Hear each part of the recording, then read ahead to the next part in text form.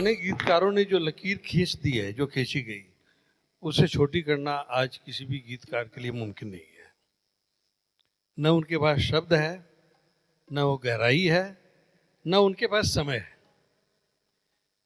वैसे तो हमारे यहाँ बहुत गीतकार आए, शैलेंद्र साहब, हसरत जयपुरी, नक्शलालपुरी, राजा मेहंदी अली खान, शकील बदायनी, बर्मा मलिक, आनंद बख्शी, नीरज, न जाने कितने गीतकार। लेकिन साहिर साहब का लोहा ये सब मानते थे। उनके कलम से जो निकले हुए गीत थे वो पूरे गहराई तक घुस जाते थे। जैसे कल कोलकाता की सोनाका जी पर उन्होंने लिखा, ये उजले गलीचों में पायल की छमछम, थकी हारी सांसों में तबले की ठनठन, ये बेरूह कमरों में खांसी की खनखन, जिन्हें नाज है हिंद पर वो कहाँ है। ये फूलों के गजरे, ये पीकों की छींटे, ये बेबाक नजरे, ये गुस्ताख फितरे, ये ढलते बदन, ये बीमार चेहरे, जिन्हें नाज है हिंद पर वो कहाँ है। ये थे शाहिर की कलम से निकले हुए गीत। शाहिर साहब ने देव साहब की पूरी जीवनी 3 अंतरों में बयान कर दी। गम और खुशी में फर्क न महसूस हो जहां, मैं दिल को उस मकाम पे लाता चला गया।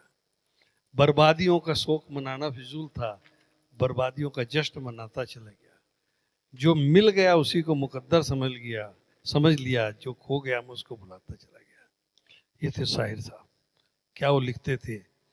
और खुदा की इबादत में बिन मांगे ही मिलती है जहाँ मन की मुरादें, दिल साफ हो जिनका वो यहाँ आके सदा दे।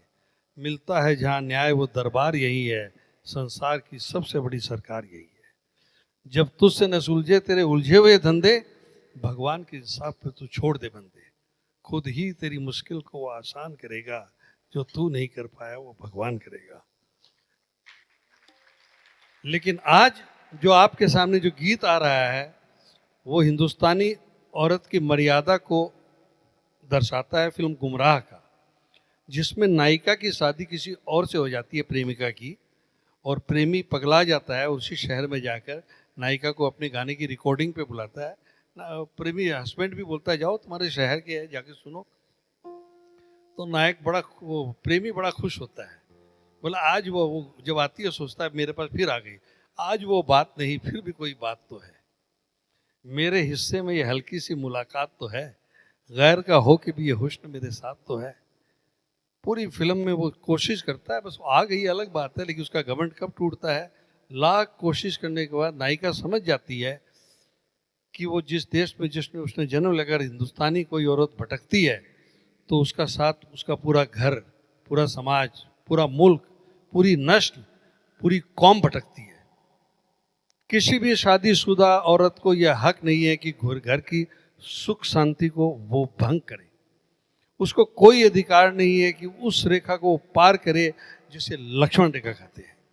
और अंत में नायक हार कर उसी के घर में पियानो के सामने बैठ के गाता है शाहिर साहब की कलम से, तुम्हें भी कोई उलझन रोकती है पेशकदमी से, मुझे भी लोग कहते हैं कि ये जलवे पर आए हैं। मेरे हमराह भी रुसवाइयाँ हैं मेरे माजी की, तुम्हारे साथ भी गुजरी हुई रातों के साए हैं। चलो एक बार फिर से अजनबी बन जाए हम दोनों।